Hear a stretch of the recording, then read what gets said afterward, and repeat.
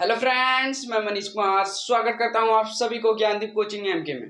जैसा कि फ्रेंड्स हम लोग पिछले क्लास में वास्तविक संख्या के चैप्टर समाप्त कर चुके थे। ठीक है, आज हम स्टार्ट करने जा रहे हैं चैप्टर नंबर 2 बहुपद।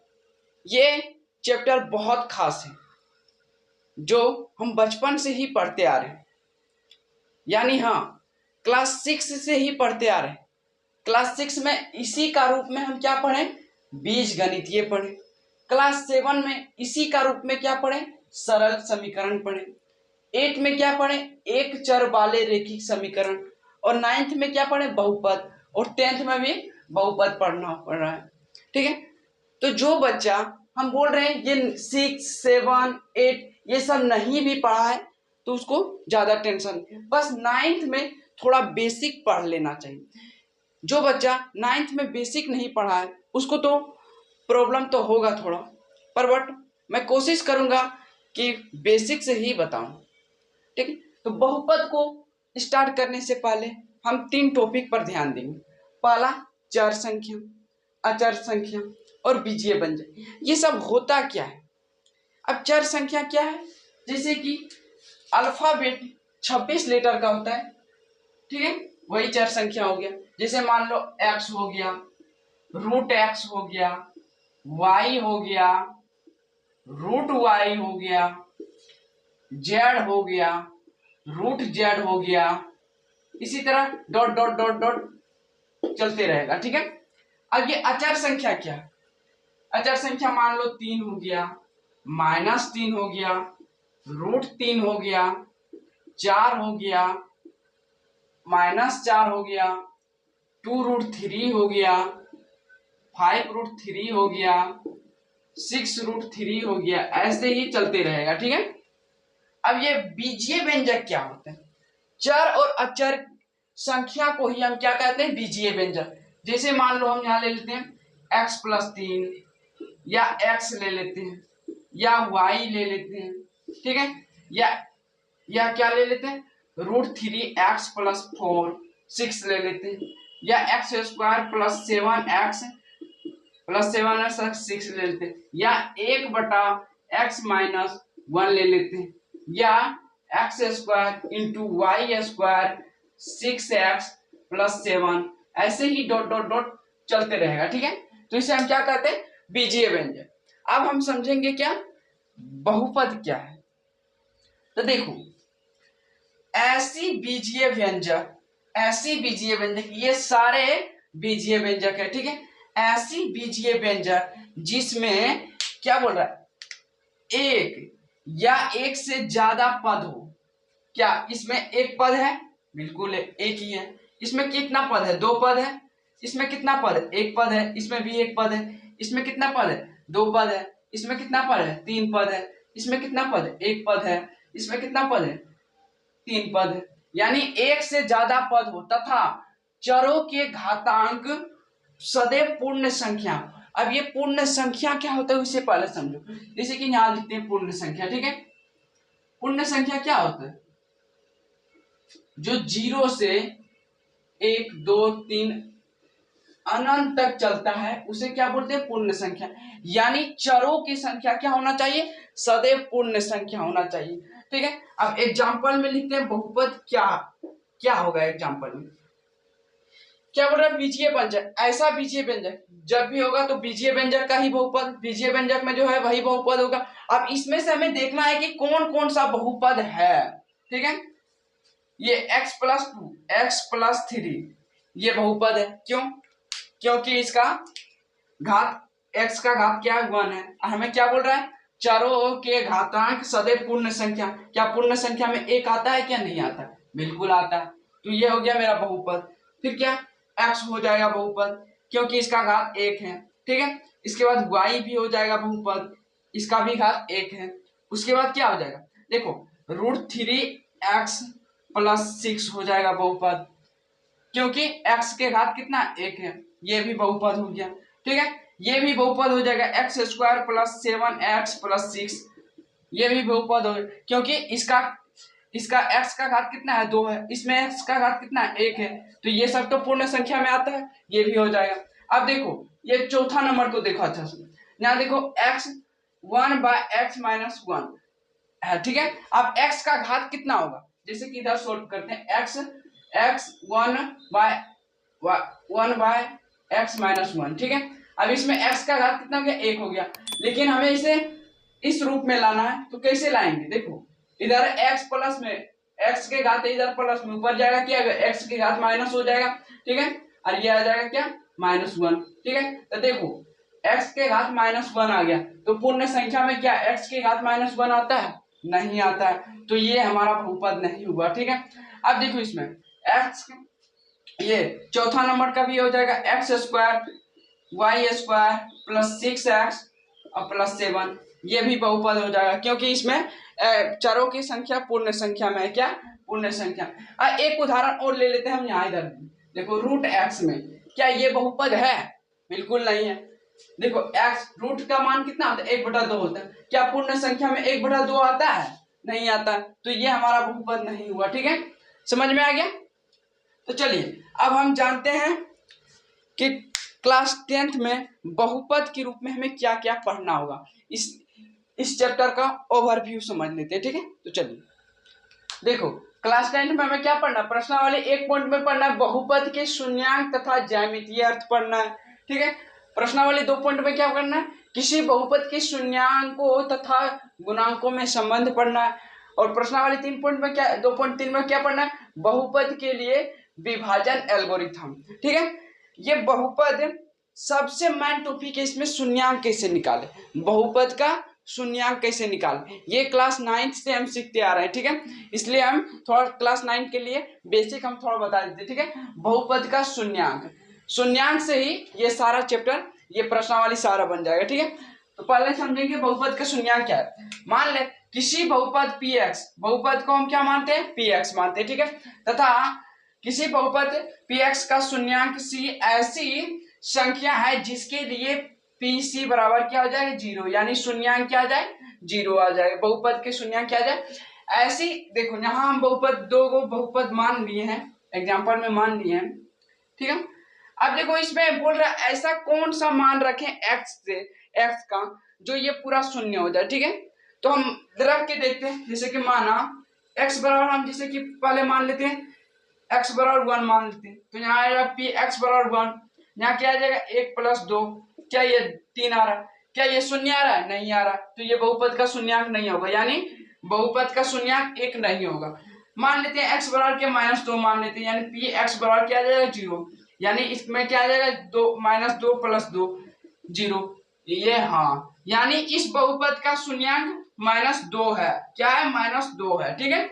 वैसे ही इसमें निकाल लेते हैं x बराबर 1 रखते हैं -1 रखते हैं, तो यहाँ क्या आ जाएगा 1 का स्क्वायर 1 ही आता है, 3 गुना 1 करेंगे 3 आएगा, 2 आएगा, यानी यहाँ 6 आएगा, यानी इस बहुपद में इस बहुपद का शून्यांक 1 नहीं है, ठीक है, क्योंकि ये 6 0 नहीं आ रहा है, इसलिए ये नहीं आएगा, ठीक है।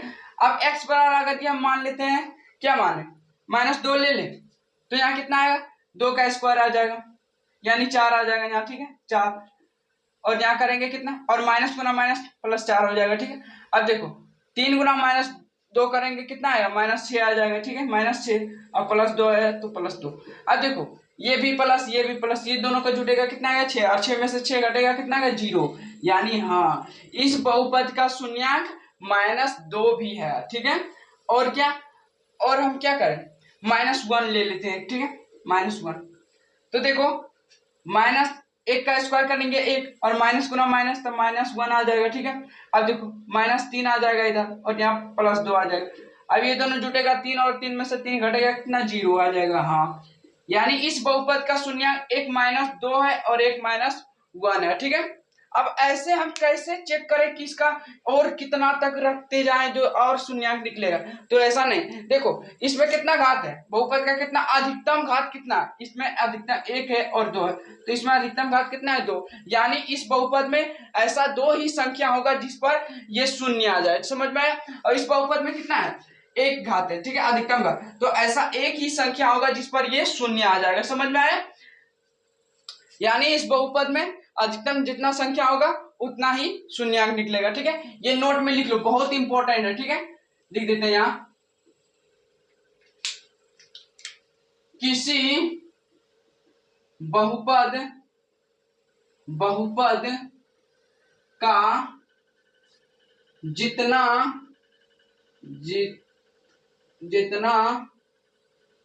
घात, चरों का घात होगा, किसी बहुपद का जितना अधिकतम घात लिखना था, अधिकतम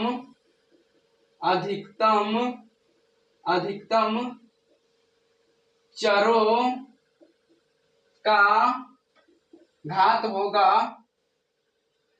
किसी बहुपद का जितना अधिकतम चरों का घात होगा उतना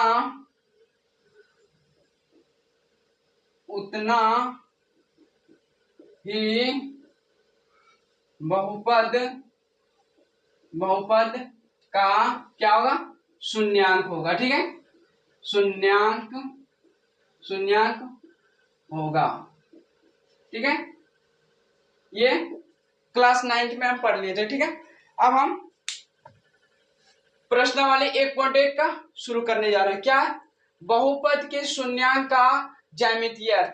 अब ये ज्यामितीय अर्थ क्या है? ठीक है, देखो शून्यांकों का ज्यामितीय अर्थ, ये शून्यांकों का ज्यामितीय अर्थ क्या होता है? पहले हमें एक बहुपद ले लिया y बराबर x प्लस 4। ठीक है, इसमें आपको क्या पता चल रहा है कि इसमें शून्यांक कितना होगा, कितना शून्यांक होगा, क्योंकि इसका घात कितना है, 1 है, यानी 1 ही शून्यांक होगा। लेकिन शून्यांकों का ज्यामितीय अर्थ क्या बोलता है कि ये बहुपद नहीं दिया होगा। ठीक है, ये सिर्फ बहुपद का ग्राफ दिया होगा और ग्राफ की मदद से हमें बताना है कि इस बहुपद में कितना शून्यांक आएगा। ठीक है, फिलहाल तो हम एक बहुपद को लेकर आपको बताएंगे। जैसे कि मान लो हम x बराबर 0 ले लेते हैं। ठीक है, तो y का मान कितना आ जाता है, देखो y बराबर तो ये होता है, x बराबर यहाँ 0 लिए है, x बराबर 0, तो y बराबर क्या है, x बराबर 0 हो गया, यहाँ 4 हो गया, y का मान कितना आ गया, 4 आ गया। ठीक है, अब y का मान हम 0 ले लेते हैं, तो ये 0 हो गया, y 0 हो गया। ठीक है, बराबर x का मान हो गया और ये 4 हो गया। ठीक है, तो यहाँ x का मान कितना आया, -4 आ जाएगा। ठीक है, क्योंकि इधर प्लस में इधर क्या है, माइनस। अब एक हम बॉक्स बनाएंगे। ठीक है, एक बॉक्स बनाएंगे, देखो यहाँ x लिखते हैं, यहाँ y लिखते हैं। x का मान हम 0 रखें तो y का मान कितना आया, 4 आया। ठीक है, अब y का मान हम 0 रखें तो x का मान कितना आया, -4 आया। ठीक है, अब इसको हम ग्राफ में बनाते हैं। ठीक है, ग्राफ में क्या x बराबर 0 रखें तो y का मान कितना आया, -4 आया, यहाँ आया कुछ। ठीक है, अब y बराबर 4 रखें, ठीक है, x बराबर 0 रखें तो y का मान आया ना, x बराबर 0 रखें, देखो x बराबर 0 रखें तो y का मान आया 4, यहाँ आया कुछ। ठीक है, अब देखो y का x का मान -4 रखें, x का मान -4 रखें तो y का मान आया 0, यानी यहाँ आया कुछ। ठीक है, अब ये रेखा देखो इस तरह नहीं कट रहा है, इधर और इधर कट रहा है। ठीक है, अब हमें इसमें बताना ऐसा ही कुछ ग्राफ दिया होगा। ठीक है, ये सब नहीं दिया होगा। ठीक है, ये सब बहुपद के नहीं दिए, सिर्फ आपको ये ऐसा ग्राफ दिया होगा और आपको बताना है कि बहुपद का शून्यांक कितना होगा। अभी तो हम बता रहे हैं कि बहुपद का शून्यांक 1 ही होगा। क्यों होगा, क्योंकि आपको घात मालूम है, इसका घात अधिकतम घात 1 है। लेकिन हमें तो बहुपद ग्राफ में दिया होगा, हम तो नहीं, बहुपद तो नहीं दिया होगा कि बहुपद के हिसाब से बताइए। हमको तो ग्राफ की मदद से बताना है कि इसमें घात के शून्यांक कितना होगा।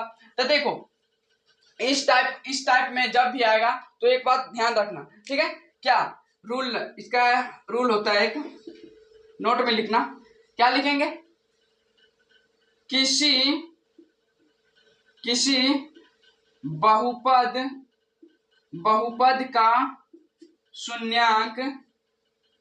बहुपद का शून्यांक बराबर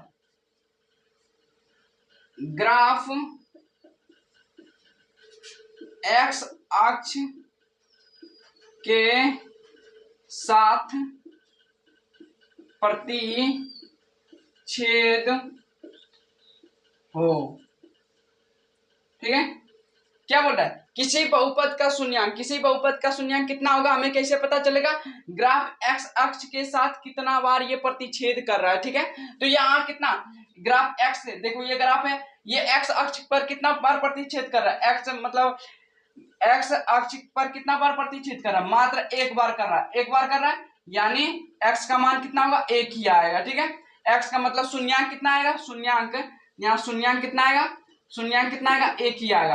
अब पता चला कि इसमें बहुपद में शून्यांक एक कैसे आया, देखो यहाँ से पता चल रहा है। ठीक है, अब इसी हिसाब के उदाहरण नंबर हम बनाते हैं। उदाहरण प्रश्नावली 2.1 का उदाहरण समझते हैं। ठीक है, तो आइए देखो, प्रश्नावली 2.1 का फर्स्ट उदाहरण है, क्या बोल रहा है, नीचे दी गई आकृति में ग्राफों को देखिए। ये सब ग्राफों को देखिए, प्रत्येक आकृति y बराबर पी एक्स, ये क्या है, y बराबर पी एक्स, ये बहुपद है, या तो y लिखो या तो पी एक्स लिखो। ठीक है, के लिए जहां पी एक्स एक बहुपद का ग्राफ है, पी एक्स एक बहुपद का ग्राफ। अभी हम क्या बताएं, शून्यांकों का ज्यामितीय क्या बोले कि x प्लस 2x, जैसे कि इसका ग्राफ दिया है। ठीक है, ग्राफ मान लो ये दिया है। ठीक है, अब इसमें कितना शून्यांक निकलेगा ये हमें ग्राफ के मदद से बताना है। ठीक है, यहाँ पे बहुपद नहीं रहेगा। ठीक है, अब देखो पी एक्स एक बहुपद का ग्राफ है। ठीक है, ग्राफों से प्रत्येक के लिए पी एक्स का शून्यांक, क्या बोले, शून्यांक की संख्या ज्ञात करना है। अब हमें बताना है कि ये कैसा बहुपद का शून्यांक है, ये कैसा बहुपद का शून्यांक है। मतलब अब देखो क्या बोले थे, जहां x के साथ कितना बार ये प्रतिच्छेद कर रहा है उसका उतना शून्यांक हो जाएगा। तो यहाँ देखो x के साथ एक बार यहाँ कर रहा है और यहाँ y के साथ, तो y वाला को हमको नहीं लेना है, x के साथ, यानी x शून्यांक इसका क्या आ जाएगा, यहाँ लिखते हैं शून्यांक, शून्यांक एक आया। तो ये कैसा बहुपद है, एक चर वाला बहुपद है, मतलब रेखिक बहुपद है। कैसा बहुपद है, रेखिक बहुपद है, बहुपद है, रेखिक बहुपद है, जिसका घात एक हो उसे क्या बोलते हैं, रेखिक बहुपद बोलते हैं। ठीक है, अब देखो यहाँ कितना बार प्रतिच्छेद कर रहा है, x पर एक यहाँ कर रहा है और एक यहाँ कर रहा है, यानी इसका शून्यांक कितना आएगा, 2 आएगा। ठीक है, शून्यांक, तो ये कैसा है, द्विघात बहुपद है। कैसा बहुपद है, द्विघात बहुपद, द्विघात बहुपद है, बहुपद। ठीक है, इसमें कितना बार कट रहा है, 1 2 3, यानी शून्यांक इसका कितना है, शून्यांक कितना है, 3 है। तो ये त्रिघात बहुपद है, त्रिघात बहुपद है, बहुपद है। समझ में आया। अब यहाँ देखो कितना बार x पर काट रहा है, एक यहाँ काट रहा है, तो एक घात वाला बहुपद होगा, यानी इसका शून्यांक कितना आया, शून्यांक 1 है। तो ये कैसा है, रेखिक बहुपद है, रेखिक बहुपद है। समझ में आया। अब देखो यहाँ भी कितना बार काट रहा है, एक बार काट रहा है, तो इसका भी शून्यांक कितना आएगा, 1 आएगा, शून्यांक 1 है। तो इसका बहु ये कैसा बहुपद है, रेखिक बहुपद है। ठीक है, अब देखो यहाँ कितना बार एक्स अक्ष पर काट रहा है, 1 2 3 4, तो ये कैसा, इसका शून्यांक कितना आएगा, 4 आएगा, शून्यांक 4 है। तो ये कैसा बहु है, चतुर्घात बहुपद है। ठीक है, यानी 4 घात वाला, 4 घात वाला बहुपद है, बहुपद है। ठीक है, इसमें एक ही उदाहरण दिया था। अब प्रश्नावली 2.1 शुरू करेंगे। ठीक है, मात्र एक ही क्वेश्चन है, सेम ऐसा ही वाला है। तो चलते हैं प्रश्नावली 1 पॉइंट। देखो उदाहरण नंबर 1 की तरह है ये क्वेश्चन। क्या बोल रहा है, किसी बहुपद पी एक्स के लिए y बराबर पी एक्स का ग्राफ नीचे आकृति में दिया गया है, प्रत्येक स्थिति में पी एक्स का शून्यांक की संख्या ज्ञात कीजिए। ठीक है, तो यहाँ देखो x अक्ष पर कितना बार काट रहा है, एक बार भी नहीं काट रहा है, क्योंकि ये y पर काट रहा है। तो x शून्यांक कितना आएगा, इसका शून्यांक कितना आएगा, 0 आएगा। ठीक है, शून्यांक कितना आएगा, 0। तो ये क्या होगा, शून्य घात वाला बहुपद होगा, हो जाएगा यहाँ पर। ठीक है, अब देखो इस पर कितना बार काट रहा है, एक बार काट रहा है, तो इसका शून्यांक कितना आएगा, शून्यांक यानी 1 घात, यानी रेखिक बहुपद आ जाएगा। यहाँ पे देखो एक यहाँ भी काट रहा है, यहाँ भी काट रहा है, यहाँ भी, तो इसका शून्यांक कितना आ जाएगा, 3 आ जाएगा, यानी त्रिघात बहुपद है। ठीक है, इसका कितना आएगा 3 आ जाएगा, यानी त्रिघात बहुपद। अब यहाँ देखो एक बार काट रहा है, 2 बार काट रहा है, यानी शून्याङ्क इसका कितना आ जाएगा, शून्याङ्क 2 आ जाएगा, यानी 2 घात वाला बहुपद हो गया। ठीक है, अब यहाँ देखो 1 2 3 4, शून्याङ्क इसका कितना आया, 4 आया,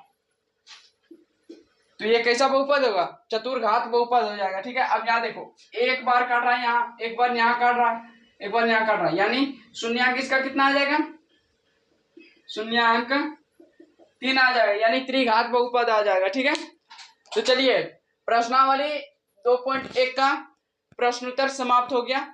कल हम पढ़ेंगे प्रश्नावली 2.2। ठीक है, तो चलिए जो बच्चे नए आए चैनल पे वो चैनल को सब्सक्राइब कर दीजिए और वीडियो को लाइक कर दीजिए और अपने दोस्तों के पास भी शेयर कीजिए ताकि उन्हें पता चले कि 2026 में जो एग्जाम देने वाला है उसके लिए रिवीजन क्लास आ गया है।